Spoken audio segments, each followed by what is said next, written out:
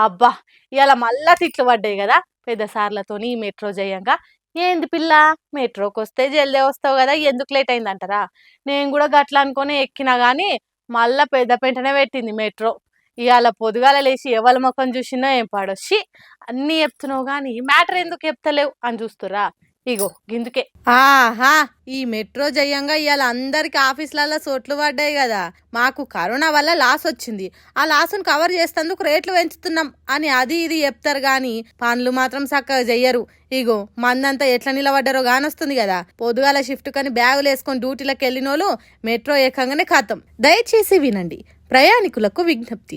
సాంకేతిక సమస్యల కారణంగా మెట్రో సేవలు నిలిచివేయబడ్డాయి అని ఒక అనౌన్స్మెంట్ ఇచ్చిర్రు. మియాపూర్ టు ఎల్బీ నగర్ పోవాల్సిన train Bharat Nagar metro station లో అయిపోయింది. ఇట్లా అయ్యేసరికి చాలా మంది నడుమిట్లనే దిగిపోయారు. ఇంకొంతమంది ఏమో ఇట్లా ఫోన్లు పట్టుకొని చాలా అయినప్పుడు పోదాంతి, ఏమన్నా అయితే ఆఫీసులలో మెట్రో అయిపోయింది, దానికి మేమేం చేస్తాం అని సమాధానం చెప్పొచ్చు అనే ధీమాతో నూకుర్రు. ఓ 5 నిమిషాలు అటు ఇటు అయినా ఏమన్నా అనుకోవచ్చు గాని 20 నిమిషాలు ఆగిపోయేసరికి జనాలంతా గాయ అయ్యారు. అందరికి ఆఫీసులకు పోయి అస్సలు టైం అది.